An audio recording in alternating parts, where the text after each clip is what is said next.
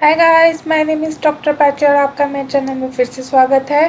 तो first of all, अगर आपको फैशन या ब्यूटी की किसी भी तो वीडियोस में इंटरेस्ट है तो मैं दूसरे वाले चैनल को चेकआउट करना बिल्कुल मत भूलिएगा। उसका लिंक मैं डिस्क्रिप्शन बॉक्स में दे दूँगी। Okay, so back to the video. आज हम बात करेंगे कॉन्स्टिपेशन के ट्रीटमेंट के बारे में अकॉर्डिंग टू आयुर्वेदा। तो कॉन्स्टिपेशन, जिसे कि हिंदी में कब्ज़ भी कहते हैं, एक बहुत ही कॉमन प्रॉब्लम है जो कि वर्ल्ड वाइड पाई जाती है। कब्ज की और इंडाइजेशन की प्रॉब्लम हमारी लाइफ में बहुत ज़्यादा रहती है और काफ़ी सारे पेशेंट मैंने इसके देखे हैं। और कई लोग क्या है कि कॉन्स्टिपेशन को इग्नोर करते रहते हैं, कब्ज को इग्नोर करते रहते हैं, जो कि बाद में जाके आपके काफ़ी ज़्यादा प्रॉब्लम कर सकती है।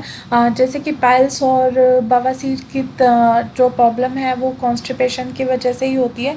सबसे पहले जानना ये ज़रूरी है कि कॉन्स्टिपेशन किस दोष की वजह से होता है। एक्चुअली कॉन्स्टिपेशन वात की वजह से होता है और वात की जो क्वालिटीज़ हैं, ड्राइनेस और हार्डनेस, वो तो ऑफ कोर्स कॉन्स्टिपेशन में पाई जाती है। तो क्या कॉमन रीज़न है कॉन्स्टिपेशन होने के? तो जैसे कि अगर हमारे डाइट में सफिशेंट फाइबर नहीं है और हम पानी ठीक से नहीं पी रहे हैं, हमारी एक्सरसाइज की कमी है, या फिर हम बहुत ज़्यादा मीट या फिर नॉनवेज का सेवन कर रहे हैं, या फिर इसके अलावा और भी बहुत सारे फैक्टर्स होते हैं।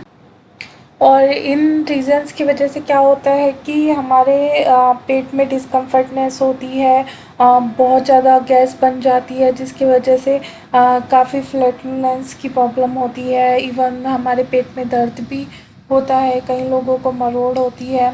और इसकी वजह से कई लोगों को बहुत ज़्यादा सिर में दर्द भी होता है, यहाँ तक कि बैड ब्रीथ की प्रॉब्लम भी हो जाती है। और तो ये कुछ रीज़न्स हैं और सिम्टम्स हैं जो कि कॉन्स्टिपेशन में पाए जाते हैं। तो इस वीडियो में मेनली हम लोग बात करेंगे कि आयुर्वेदा में कॉन्स्टिपेशन का क्या ट्रीटमेंट बताया गया है। तो चलिए स्टार्ट करते हैं video. Okay, so first point आता है आपका वाता पेसिफाइंग डाइट, यानी कि वात को कम करने वाली डाइट। तो वाता पेसिफाइंग डाइट में आपके आते हैं मीठे फ्रूट्स, जैसे कि apple, bananas, berry, grapefruit, grapes, ये सब। तो बनाना जो है वो बहुत अच्छा होता है कॉन्स्टिपेशन के लिए। सेम वेजिटेबल्स जो हैं वो cabbage, carrot, cauliflower, cucumber, fennel, यानी कि लौकी, तोरी, आपका खीरा, फिर पत्ता गोभी, ये सब, और आपकी गाजर, ये सब जो चीज़ें हैं वो बहुत ज़्यादा हेल्पफुल होती हैं कॉन्स्टिपेशन में और आपके वात को कम करने में काफ़ी हेल्प करती है। और इन सब वेजिटेबल और फ्रूट्स में फाइबर भरपूर मात्रा में पाया जाता है। हमेशा ध्यान रखें कि जो भी आपकी वेजिटेबल्स हों वो अच्छे से पकी हुई होनी चाहिए, कच्ची नहीं होनी चाहिए।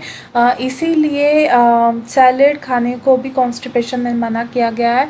उसके अलावा आप राइस ले सकते हैं, ओट्स ले सकते हैं, क्विनोआ ले सकते हैं, मूंग दाल बहुत बहुत बहुत हेल्पफुल होती है कॉन्स्टिपेशन में। उसके अलावा सोया मिल्क, सोया चीज़, गाय का दूध, गाय का घी, ये सब जो चीज़ें हैं वो वात को कम करने वाली हैं और कॉन्स्टिपेशन में बहुत ज़्यादा हेल्पफुल होती हैं।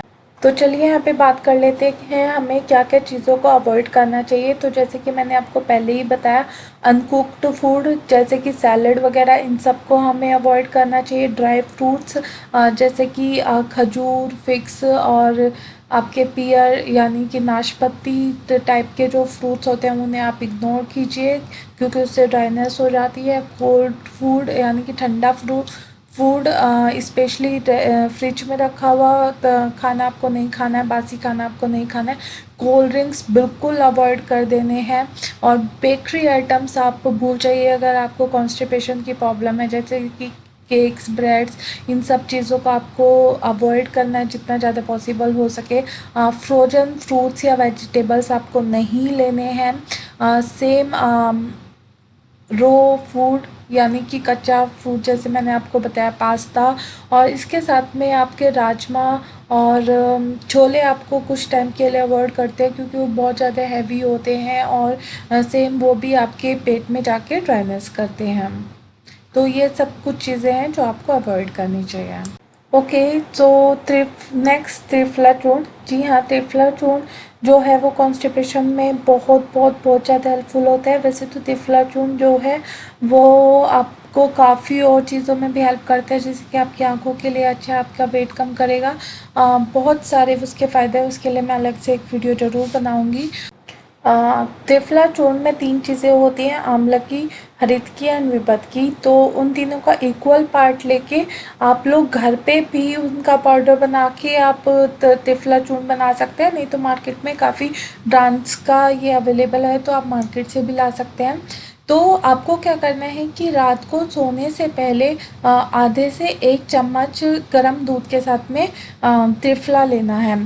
तो उससे क्या होगा कि सुबह आपका पेट साफ़ हो जाएगा। कई लोगों को यहाँ पे प्रॉब्लम आती है कि अगर वो लोग त्रिफला रात को खाते हैं तो उन्हें कई बार रात को ही बार-बार वॉशरूम में जाना पड़ता है। तो उस चीज़ को अवॉइड करने के लिए आप लोग क्या करें कि अगर किसी को ये प्रॉब्लम आती है तो वो वो क्या करे कि रात को पूरी रात 1 से 2 चम्मच त्रिफला चूर्ण गर्म पानी में भिगोकर रख दे और उस पानी को सुबह छानकर पी ले, तो आपका पेट 1 से 2 घंटे में साफ़ हो जाएगा। वैसे तो आयुर्वेदा में सबसे बेस्ट जो टाइम बताया गया है त्रिफला को लेने का वो है सुबह 4 से 5 के बीच में, क्योंकि उस टाइम पे वाता जो है वाता आपका टाइम होता है और आपको वात को कम करने में वो काफ़ी हेल्पफुल होता है। लेकिन of course it's not possible now days, तो आपकी मर्ज़ी है, आपको जितना भी जो भी बेस्ट लगे आप उस टाइम पे त्रिफला ले सकते हैं अपने हिसाब से। ओके, सो नेक्स्ट पॉइंट आता है एरेंट का तेल, कैस्टर ऑयल।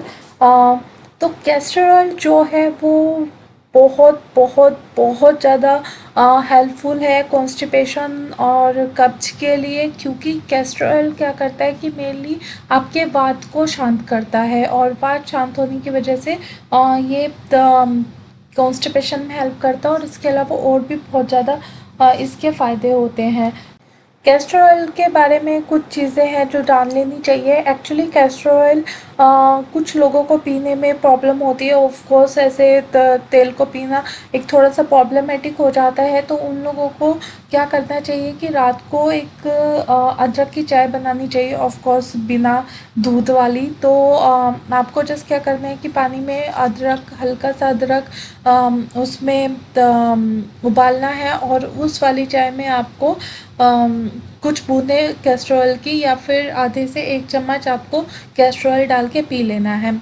लेकिन कैस्टर ऑयल के बारे में आपको एक बात जाननी बहुत ज़्यादा ज़रूरी है कि कुछ लोगों को कैस्टर ऑयल पीने की आदत पड़ जाती है, यानी कि फिर आगे जाके क्या होता है कि अगर वो कैस्टर ऑयल नहीं पीते हैं, आप नहीं लेते हैं, तो उनको पोटी नहीं आती है और उनका पेट सुबह फ्रेश नहीं होता है, और अगर वो कैस्टर ऑयल लेते हैं तो ही पेट साफ़ होता है। तो इस प्रॉब्लम को दूर करने के लिए अगर आप चाहते हैं कि कैस्टर ऑयल की आदत आपको ना पड़े, तो आपको ध्यान रखना है कि आपको रात को दूध के साथ में कैस्टर ऑयल लेना है। जी हाँ, हल्के से गर्म दूध के साथ में 1 से 2 चम्मच आप कैस्टर ऑयल लीजिए, तो आपको कैस्टर ऑयल की आदत बिल्कुल नहीं पड़ेगी। तो इस चीज़ का आप ध्यान रख सकते हैं। दूसरा आपको क्या ध्यान रखना है कि जो कैस्टर ऑयल है वो बहुत हार्ड लैक्सेटिव होता है, यानी कि कैस्टर ऑयल पीने से आपको सुबह 2 से 3-4 बार आपको वॉशरूम जाना पड़ सकता है। तो ये चीज़ ध्यान रखनी है कि आपको एक तो वीकेंड पे कैस्टर ऑयल पीना है, और अगर आपको बहुत ज़्यादा कॉन्स्टिपेशन की प्रॉब्लम है तो ही आप कैस्टर ऑयल लीजिए। थोड़े बहुत कॉन्स्टिपेशन में आप कैस्टर ऑयल को प्लीज़ अवॉइड कीजिए। दूसरा, कैस्टर ऑयल हर किसी के लिए सेफ़ है, यहाँ तक कि बच्चों के लिए भी सेफ़ है। तो बच्चों को भी कैस्टर ऑयल दे सकते हैं, लेकिन ऑफ कोर्स कम मात्रा में। बच्चों में आधे चम्मच अगर सीवियर कॉन्स्टिपेशन है तो दीजिए, नहीं तो 8 से 10 बूंदें भी सफिशेंट होती हैं। ओके, सो थर्ड पॉइंट मैं इंक्लूड करना चाहूँगी बनानास यानी कि केले। केले कॉन्स्टिपेशन वालों के लिए बहुत बहुत बहुत अच्छे होते हैं। तो नॉर्मली आपको क्या करना चाहिए कि जैसे कि 2 मील्स के बीच में आपको केला खाना चाहिए, यानी कि सुबह से अगर आपने तो ब्रेकफास्ट और लंच के बीच में ले सकते हैं, फिर लंच और डिनर के बीच में ले सकते हैं। लेकिन रात को एक तो 7 बजे के बाद आपको केला नहीं लेना है। दूसरा आपको ध्यान रखना है कि मील के साथ में यानी कि किसी भी खाने के साथ में आपको केला नहीं लेना है, क्योंकि वो आयुर्वेदा में प्रतिहार बताया गया है। तो वो किसी भी मील के साथ में हम केला नहीं लेते हैं। दूसरा याद रखिए, अगर आपको कॉन्स्टिपेशन है तो आपको अच्छे से पके हुए ही केले खाने हैं। और अगर वो जो ग्रीन है या फिर अच्छे से पके हुए नहीं है तो वो आपको और ज़्यादा कॉन्स्टिपेशन कर सकते हैं। ओके, सो नेक्स्ट पॉइंट है कि अगर आप हल्के से गर्म दूध में रात को 2 से 3 चम्मच घी का मिला के पीते हैं तो वो भी कॉन्स्टिपेशन में हेल्प करता है। बट ये बहुत ही लाइट लेक्सेटिव है, यानी कि अगर आपको सीवियर कॉन्स्टिपेशन की प्रॉब्लम है तो वो उतना हेल्प नहीं करेगा। ये जो होम रेमेडी है ये वात और पित्त के पर्सन्स के लिए बहुत ज़्यादा हेल्पफुल होती है। लेकिन कफ वालों के लिए ये बिल्कुल भी हेल्पफुल नहीं है। तो आपको ध्यान रखना है कि अगर आपकी प्रकृति कफ है या आपको कफ से रिलेटेड प्रॉब्लम है, जैसे कि आपको जुकाम हुआ है या आपके गले में दर्द है या तो ऐसी कोई कफ से रिलेटेड प्रॉब्लम है तो प्लीज़ इस होम रेमेडी को ना यूज़ करें। ओके, सो नॉर्मली मैंने देखा है कि जो टीनेजर्स होते हैं, जो बच्चे होते हैं, वो लोग ऑफ कोर्स जो मैंने इससे पहले होम रेमेडीज़ बताई हैं जैसे कि कैस्टर ऑयल है, घी है, इन सबको लेने में थोड़ा सा ड्रामा करते हैं, खाने पीने में थोड़ा सा ड्रामा करते हैं। तो उन लोगों के लिए ये एक बहुत ही इजी होम रेमेडी है। आपको क्या करना है कि मुनक्का, किशमिश नहीं लेनी है, मुनक्का जो कि किशमिश से थोड़ा मोटे वाला और तो बीज वाले होते हैं, उन्हें आपको क्या करना है कि 8 से 10 रेजिन्स मुनक्का आपको रात को भिगो के रखने हैं और सुबह इन मुनक्का को आपको खाना है। तो ये टीनेजर्स इजीली कर सकते हैं, बच्चे इजीली कर सकते हैं, क्योंकि ये काफ़ी मीठे होते हैं खाने में। और रेजिन्स जो है वो आपके बात को कम करेगा और कॉन्स्टिपेशन में काफ़ी हेल्पफुल होता है। और ये इसमें फाइबर्स भी भरपूर मात्रा में होते हैं। यहाँ पे एक चीज़ का आपको ध्यान रखना है कि बिना भिगोए मुनक्का आपको नहीं खाने हैं, बिना भिगोए किशमिश आपको नहीं खानी है, क्योंकि उससे क्या होता है कि आपकी ड्राइनेस बढ़ जाएगी और कॉन्स्टिपेशन की प्रॉब्लम बढ़ जाएगी। तो हमेशा पूरी रात भिगोने के बाद ही आप मुनक्का का सेवन करें। ओके, नेक्स्ट, अगर आप बटर मिल्क यानी कि मट्ठे को अजवाइन और काला नमक मिला के पीते हैं तो वो भी बहुत ज़्यादा हेल्पफुल होता है कॉन्स्टिपेशन में। बस ध्यान रखिए कि बटर मिल्क जो है वो ताज़ा होना चाहिए, बहुत ज़्यादा पुराना नहीं होना चाहिए और खट्टा नहीं होना चाहिए। हनी यानी कि शहद भी एक माइल्ड लैक्सेटिव की तरह काम करता है। तो रात को सोने से पहले 1 से 2 चम्मच ग्लास आप 1 से 2 चम्मच शहद अगर आप ताज़े पानी में मिलाकर पिएं तो उससे भी कब्ज़ की प्रॉब्लम आपकी नहीं रहेगी। बस ध्यान रखें कि गर्म पानी नहीं होना चाहिए, क्योंकि शहद गर्म चीज़ों के संपर्क में आने से वो जहर बन जाता है। ऑरेंज जूस यानी कि संतरे का जूस भी काफ़ी हेल्पफुल होता है कॉन्स्टिपेशन में। और संतरा आप ऐसे भी खाएं तो भी काफ़ी हेल्पफुल होता है, क्योंकि उसके जो उसमें जो फाइबर्स होते हैं वो कॉन्स्टिपेशन में काफ़ी हेल्प करते हैं और काफ़ी हेल्पफुल होते हैं। बस ध्यान रखिए कि ऑरेंज का जूस आपको रात को नहीं पीना है। कोशिश कीजिए कि सुबह उठते ही खाली पेट आप संतरे का जूस पिए, तो आपको कॉन्स्टिपेशन की प्रॉब्लम कभी नहीं रहेगी। ओके, सो ये थे कुछ ट्रीटमेंट, कुछ होम रेमेडीज़ जो कि आयुर्वेदा में बताई गई हैं कॉन्स्टिपेशन के लिए। इसके अलावा भी और भी बहुत चीज़ें हैं, लेकिन जो मेन इम्पोर्टेंट पॉइंट्स थे वो मैंने ट्राई किए हैं कि यहाँ पे कवर किए हैं। आई होप आप लोगों को इस वीडियो से हेल्प मिली हो। अगर आपको कुछ भी क्वेश्चन करने या क्वेश्चन पूछना है तो आप मुझे नीचे कमेंट भी कर सकते हैं, या फिर आप मुझे इंस्टाग्राम पे भी फॉलो कर सकते हैं। वहाँ पे भी और वहाँ पे पर्सनल मैसेज करके भी आप मुझसे क्वेश्चंस पूछ सकते हैं। सो या वीडियो ख़त्म करते हैं और लास्ट में you just know the drill. Please like share and subscribe my channel. और यप, मिलते हैं नेक्स्ट वीडियो में। बाय।